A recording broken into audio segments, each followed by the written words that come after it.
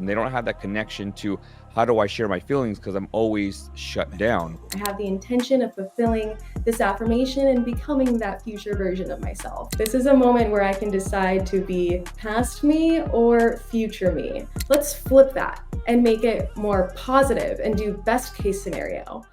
Hey, welcome to the Relevant Development Podcast. I am your host, Juan Alvarado. Today, I have a special guest with me. My guest today is Emily. Emily, how are you doing today?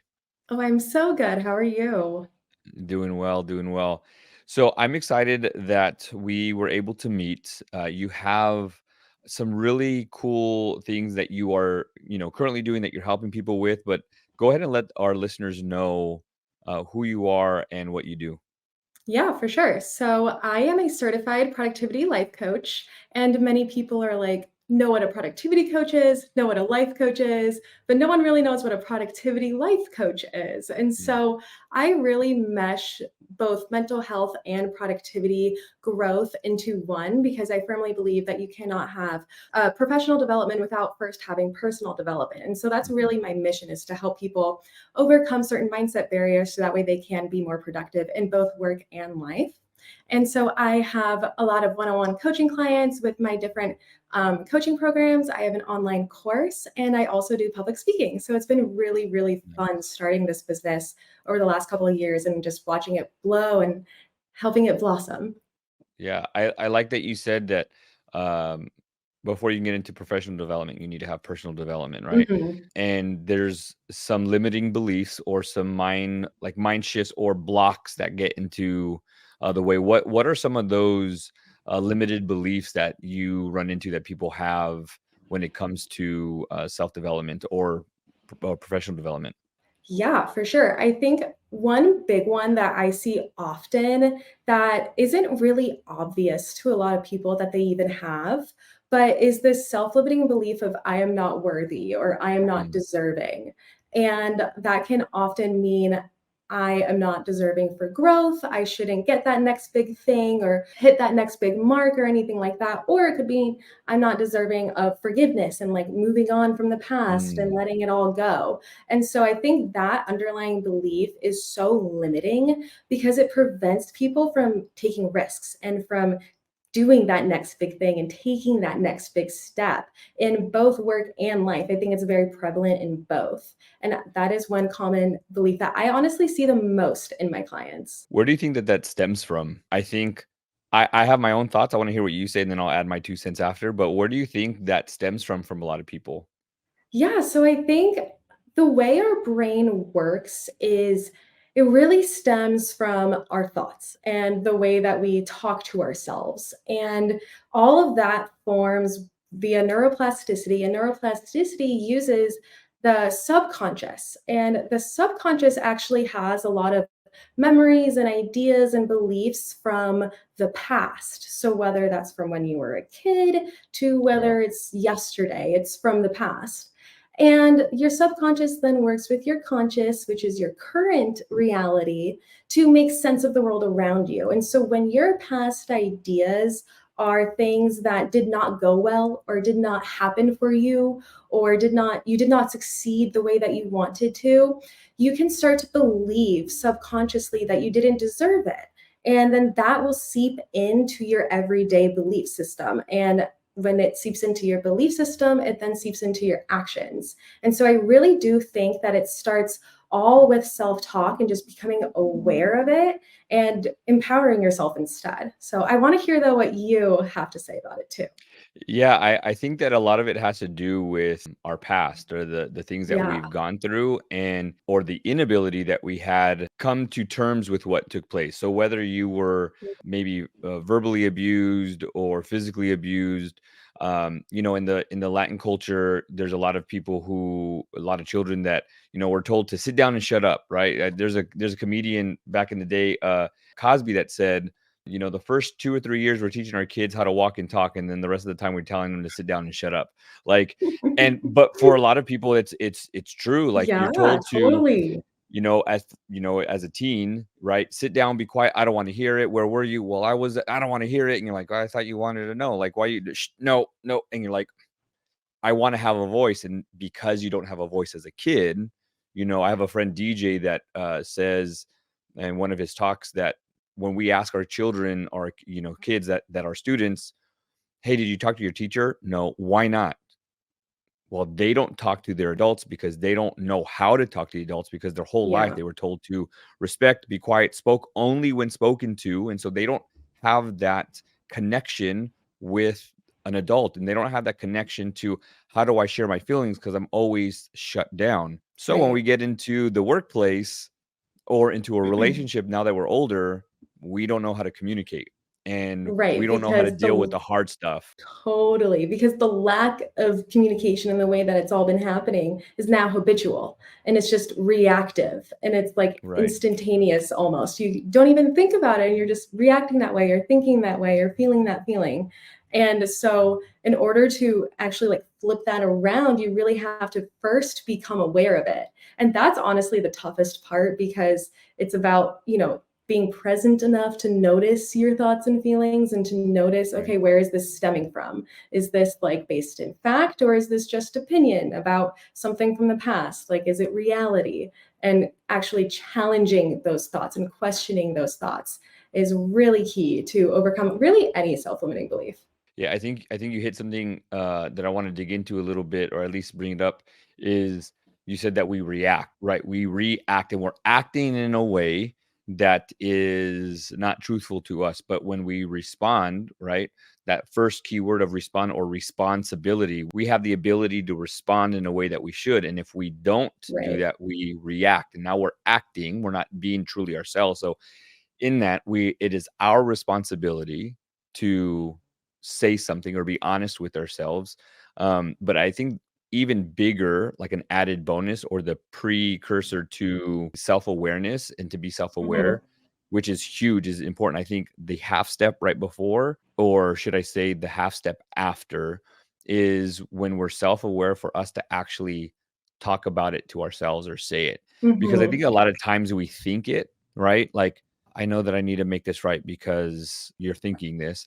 I'm afraid of confrontation. As opposed to saying, looking in the mirror and saying, you will not be afraid of confrontation anymore. You need to address this because, and then add the why to it. Because I Totally. think, a lot of times we know what we should do, but we don't verbally say it. And then we don't audibly hear it. And I think we become stronger in the self awareness place or foundation is if we were to verbally say it out loud to ourselves and then being able to audibly hear it. Totally agree with you. So, something I actually do with my clients is we analyze self limiting beliefs and kind of pinpoint which ones are really, really prevalent. And then we create affirmations that kind of flip this self limiting belief on its head and essentially disprove the self limiting belief. And then I have my clients write down the affirmation every single day and not just write it down, but also repeat it out loud. Even better if you can repeat it into a mirror and actually like feel it and have a little oomph when you say it and just really like start to try to get yourself to really believe it. And eventually with practice you just like rewire your brain and you do start to actually believe it. And when you start to believe it, you'll start to really act on it more naturally. And so affirmations are so easy to do but so effective, particularly for self-limiting beliefs. Right. I would add two things to that. They're easy to do, but they're also easy not to do. Oh, Right. totally. It's easy not to do it. But it's also easy to do it. The other thing that I would add to it, and that I tell people, and I like to put a pause in this because I like to get people riled up or like their heart to sink a little bit. But I say, the books that you've read or affirmation, like how many of you guys believe in affirmations? And people raise their hand. I'm like, they're crap. They don't work. And I'll stay quiet. And they're like, what? And then I'll say, unless you have the action behind it. Yes. I can say that, I feel good and I look good and I'm handsome and I'm great and I'm this and I'm that and I'm going to be wealthy. But if I stay home, I don't get up and get dressed and look good to feel good, like buy maybe the clothes that make me feel good, or go and do the workout that makes me feel good. And then I have these limited beliefs and I'm like, God, you're so stupid. How did you forget that? Or I don't like this part of my face, or I don't like the way the hair is here, or I don't like the way that I don't have hair like, then what are you doing? Then you're counteracting those affirmations. But to have the action to say, I'm going to go out for a walk, I'm going to breathe in the air. I'm going to feel good. I'm going to feel, check the box for exercise. And then you know Mhm. what? We're going to go out. We're going to buy a new shirt the color that I like, that I'm going to Exactly. look good. And then I'm going to rock it this Saturday or this Sunday or whatever. But there's got to be action behind it. You can't just say you're a good person. Totally. Because then Totally. if you're, So flipping people off the next I minute, know, then right? If you're not you're not acting doing like it. right, right. So many things that you just said right there, I absolutely love. So I feel like you really do have to have the intention behind the affirmation. So like you just said, you can't really just write down an affirmation, especially when they're like crazy affirmations like, I am a billionaire, or I like just something crazy that just doesn't Yeah. even make sense. I'm gonna be married to Um, Oprah or whatever. yeah, I'm like, no, exactly. you're not. Like let's be rational, but also empowering at the same time. Right. And it's about creating an affirmation and having an affirmation that really describes someone or something that you really want to be, that you genuinely believe that future you, that future person, whoever that is in a year or 2 years or however long, that person acts like this and is like this. And so I have the intention of fulfilling this affirmation and becoming that future version of myself. And I think that's a really, really key component of writing down and having affirmations.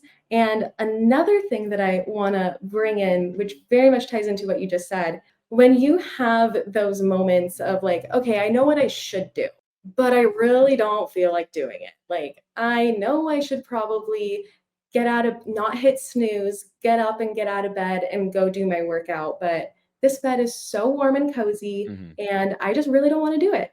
That moment right there is what is called a decisive moment. And I think I got that from Atomic Habits by Mhm. James Clear.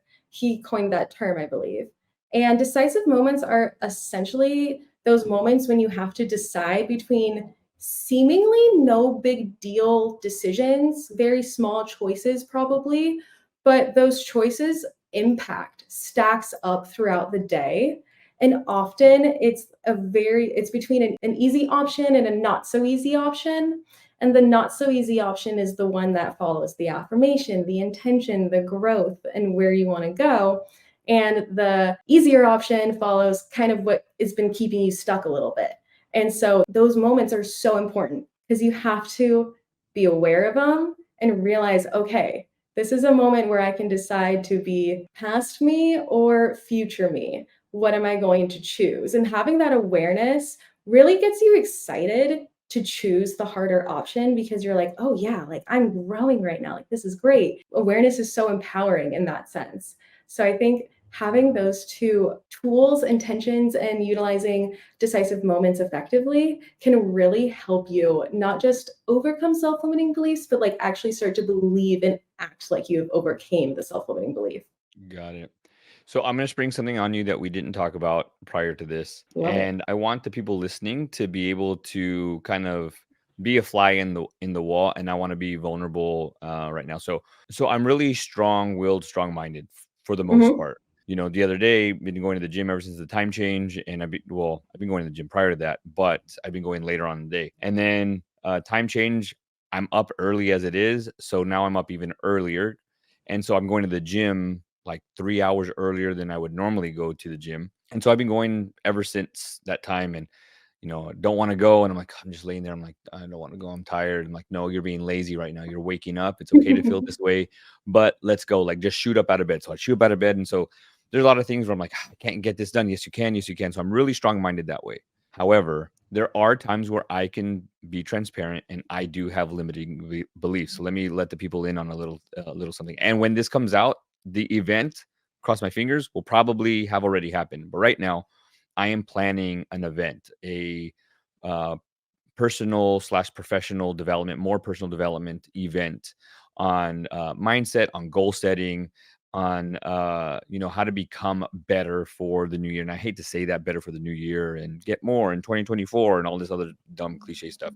However, I'm putting on an event, and my limited belief, which I'm self-aware of, I know that it is a negative self-talk, is what happens if nobody shows up? Mhm. Or you're trying to sell tickets, and what if, like, you have a goal of like 50 tickets, that's a minimum. What if like 5 people come and all of them, like they're just friends and family to help support? And I'm like, dude, stop thinking that like that. And then the thing is like, the back of my head is, no one really knows who you are. It's pretty last minute. Mhm. You're putting this together. It's gonna flop, bro. Just push it off. And I'm like, no, I want to do this. So being vulnerable and kind of spurring on you, how would I work through this and let the listeners kind of see or hear you in work in real time with me? Yeah, absolutely. So, firstly, thank you for sharing and being vulnerable. I very much appreciate that. And secondly, I think it's a very common imposter syndrome type of deal happening here. And know that you definitely are not alone because I often feel that way too. I'm even like, who would ever book me for a podcast? Yet here I am. So, it does happen. Um, and then there's two main questions that when these moments are happening, when you start to hear that self-talk really, kind of spiral a little bit, or you're really getting down on yourself, or whenever your thoughts are essentially disempowering you, you can ask two things. One of them is, what would the future me do? Or how would the future me react? What would the future me say? And when I say the future me, think about that guy who had the successful event, the one that already put it on and it was a huge hit and everything went Mhm. better than imagined. One who has like finished the event and it's a huge hit, huge smash, and so successful beyond your wildest dreams. What would he say to how you're feeling right now? And what would he do if you're struggling with, indecision or something like that? Answer that Yeah. question and typically you'll have a little bit of a path Yeah, forward. I can actually hear it, like, I'm answering it as you're saying it, I'm like, I can just see myself in the mirror and that person being the future me being like, "Bro, you don't understand how successful this was, how many people Mhm. showed up, how many people are asking when's the next one. You thought you were only gonna get this and you got this. Like, don't doubt, like, you're stupid if you do not continue forward with this." And then the other thing is like, and if you don't, like, you're letting a lot of people down. Like, do you Mhm. understand the breakthrough that came through that, the testimonials that you got? Like, people's lives are better because of the event, because you've allowed the space. Like, I could hear it. Totally, I There could we totally picture it. go. Yeah, yeah, yeah. Love it. Perfect. So then something else that I would really like for you to try is you asked a lot of what if questions, but kind of more worst case scenario, very negative. Like, what if nobody shows up? What if it's only five people? What if it's, XYZ? And so let's flip that and make it more positive and do best case scenario. What if too many people show up? What if Mhm. so many people show up, I have to expand? What if it goes and I get, 200 testimonials and I get XYZ content and blah, blah, blah, blah, blah. And you kind of just start going off of all the best case scenarios that can happen. And when you start shifting your focus, number one tells your brain that what you're now focusing on is way more important and to let go of the negativity. But it leads you to therefore ask, how can I make this Mhm. this best case scenario happen? What do I need to do to get there? It's a really good way to get out of your head first and then to start planning.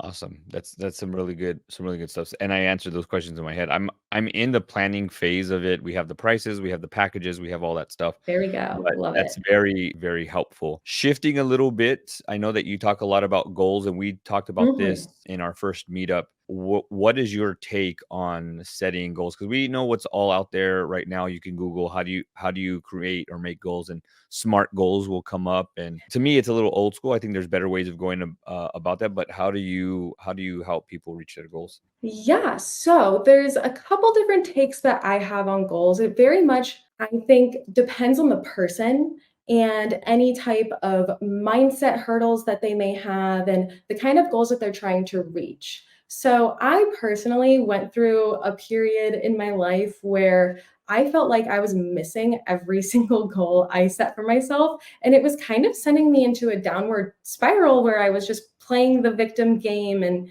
had really unkind self talk and just was not happy with my results and my circumstances. And it really was because I was comparing where I am now to my unrealistic expectations that were my goals. And I had a therapy session where my therapist asked me if she thought goals were really helping me, or if maybe I should just kind of let goals go for the time being and focus more on having intentions and like Mm. who is the type of person that would hit that goal, what kind of values and characteristics do they have, what are their day-to-day habits like, and focus on more embodying the intention, and you will hit your goals because you're acting like that person who would hit your goals. And so that's where I'm personally at with goals right now for myself. That being said, I actually, everyone has heard of SMART goals, but I actually really prefer Michael Hyatt's SMART goals.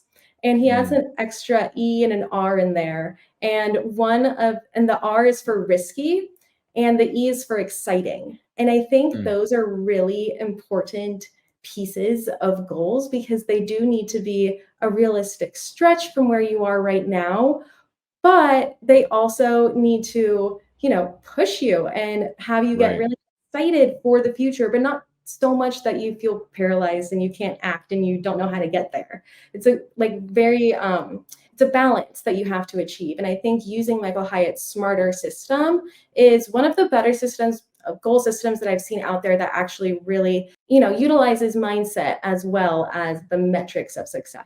Yeah, that's really good.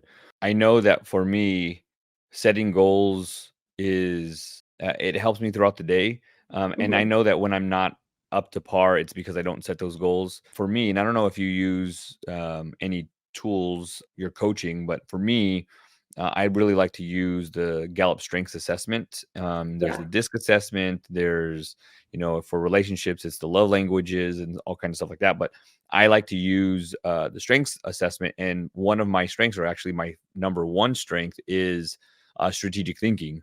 And Okay. I'm that much more prepared and that much better when I write things out and when I start to think things through and actually plan and have step one and then sub point 1A and B, and I can think Totally. a mile a minute, and so that helps me out. And then my number two strength is responsibility. So if I'm going to put this on my shoulders, who's going to benefit from it outside of me? Like, why do you need to put this on your shoulders? Like, who are you Right. carrying this load for?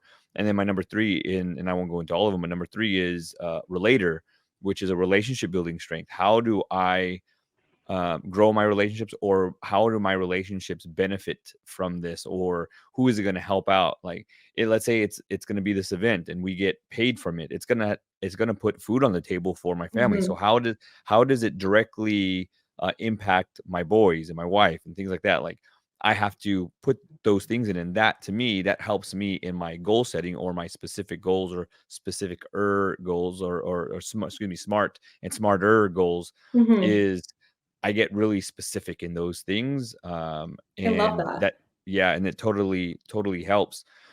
When I kind of want to flip the page a little bit, and you talk about how do we get unstuck. So whether we're meeting goals, and then all of a sudden we can't do it, we can't get to this next one, and we were on a roll, and then it just seems like we plateau, and Yeah. we're not hitting those rate, we're not hitting that bar anymore, we're not hitting the standard anymore. It's like, what the Mhm. heck? And then we start to doubt ourselves or whatever. How do we get unstuck? Totally. So I think getting unstuck is a really common thing right now that everyone's kind of trying to do. And there's so many ways to get unstuck that I just want to say that first. But when you're really dealing with self-doubt and not hitting goals or not achieving what you set out to do, and you're kind of starting to wonder if you can continue on, we're going to talk about that specific type of stuck right now and some strategies that I personally have used to actually like get unstuck in so many different situations. And the biggest strategy that I think is the most effective is to really clarify your vision. And what I mean by that is to number one, clarify your motivation and ensure that this goal is actually for you. I think we can Mm. often get distracted by other people's goals, other people's urgent needs, and the boss has a project that we got to get to, like this project is way more important, like I don't have time to work out, that doesn't matter right now, I have to go get this project done. And like then the project becomes your goal and you start to let your self-care dwindle a little bit. Mm. And it's really about understanding, okay, if this is actually my priority, That's great. So what do I want the result to look like? Let's visualize it. Let's literally close our eyes and imagine it and get into the nitty-gritty details so you can basically taste your vision for success. And once you have done that, you get so much more excited. And I think the emotion of feeling stuck is so hindering that when you can start to let that negativity go and you actually start to see a future that you want and a future that clicks with you, and you remember why you're even doing this goal in the first place, or why you should not doubt yourself and why it is possible, creating a vision really does all of that for you. So that's definitely the first step. And then when you are doubtful, question it and challenge it, kind of just how you would with those self-limiting Mm. beliefs. And there's 3 questions. Actually, I did mention 2 of them already, which is what if in the positive sense, and then how can I? And ask yourself, if whatever you're doubting about, how can I insert blank? So that way you can just let go of the negativity again and start moving forward and actually getting a little bit of momentum going. And then that third question is, what can I learn? Because Yeah. sometimes when we're stuck, we just don't know how to do the next thing. We just are wondering if it's X or Y, or maybe it's W. We have no idea. And Mhm. so, honestly, doing a Google search or asking someone who's already done it, or even go to ChatGPT sometimes, Mhm.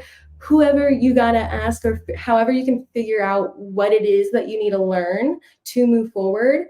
And then once you have figured it out, break it down and figure out how you are going to learn it. And don't just have this overwhelming, massive load of research that you have to do or tasks that you have to do. Don't add to your plate, but just break it down a little bit so that way you can actually find that momentum again and start to move forward.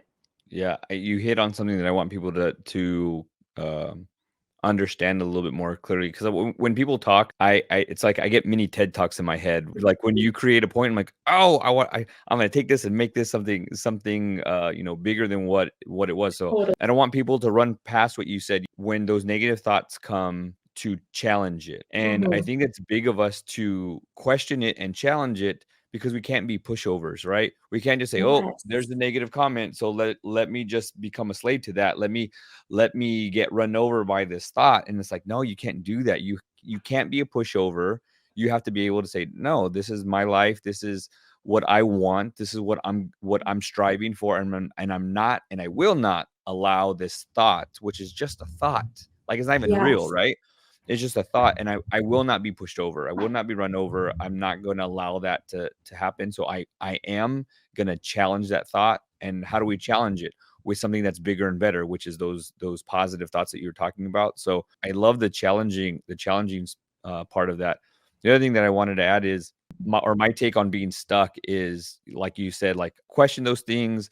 What do I need to learn? I love that part. I have someone that I look up to, and they say every waiting season is a working season. So don't feel that just because you're in the wait, or in this sense you're in the stuck position, there's some work that could be done, and that work could be learn. What do I need to learn in this situation? If I'm stuck, what do I need to learn? Why do I need to learn it? Because you might need that for the next, or whatever's next. I tell my Yeah. son, that play video games or whatever, they're like, why are you collecting this piece? And why are you going into this room and opening up this door? He's like, oh, you're gonna need it because you're gonna have to fight this other guy, and the Yeah. gun that you have, you need it. It's like, you need it for the next level. Okay. So when we're stuck, what do I need to learn? What do I need to add to my tool belt? Because if I'm gonna go to the next level, I need that. I need that learning. I need something bigger and better than what I already have. And sometimes being stuck is okay for the moment. Get what you can, collect what you can, so that you can move on to the next thing. Those are just two keys that, when you said it, I got the lesson from it. But sometimes, listeners will it'll No, just blow right past totally. them. Yeah. Thank you. I really, really love how you reiterated everything I said, because I think you hit on some new notes there. And I just want to throw in there that sometimes when we have these negative thoughts, they can feel very overpowering. Yeah. And it feels almost impossible to actually stop the negative thoughts and to let them go and to start questioning it. And I just want to throw out a couple pointers for when you're in moments that really you're about to spiral, but you don't want to spiral, and how Mm. to stop that, like emotionally and mentally, so that way you can find the clarity to do and ask those questions. And one big, I'll mention two tips here. One big tip that I find so effective, I've actually taken it from meditation, and it's called noting. And it's when you have a thought or a feeling that arises, and you just say, oh, okay, that's thinking. I'm just noting it as thinking and letting it Mm. go. Okay, moving on. Or that's feeling. Okay, it's feeling. Yep, cool. There it is, and there it goes. Bye bye. And just like acknowledge it and stop and then let it go. So that's Yeah. one thing that I find is super, super helpful. And then another tip that I've also kind of taken from meditation, although it's just a really great tip in general, is belly breathing. To just Mm. really be breathe in and out and be so dramatic with your tummy and your belly that it feels funny, looks kind of funny, but it triggers your calming nervous system inside of your body. And it actually has a physiological calming sensation. And it really helps you just slow down so that way you can challenge the negativity. And so that way you can get into the headspace to say, okay, this is just thinking, this is just feeling, let's Right. move on. Yeah, and I think the key too is make sure that you're breathing from the right area. I know that some people will say like put your hand on your belly to make sure that you're breathing from your diaphragm or further Mhm. down than chest breathing because that Exactly. because that could be somebody's gonna panic and so and start breathing the wrong way. Very true. Um, but Good just be point. it,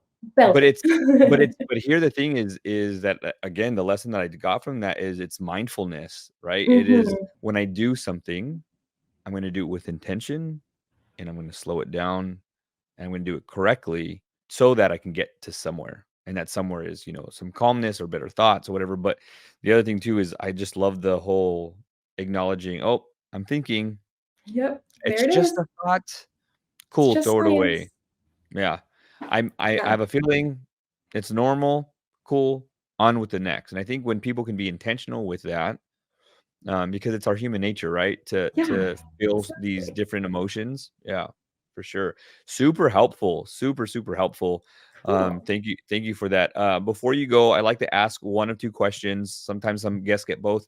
Sometimes it's just the one. But what can you suggest to our listeners to help them raise the bar?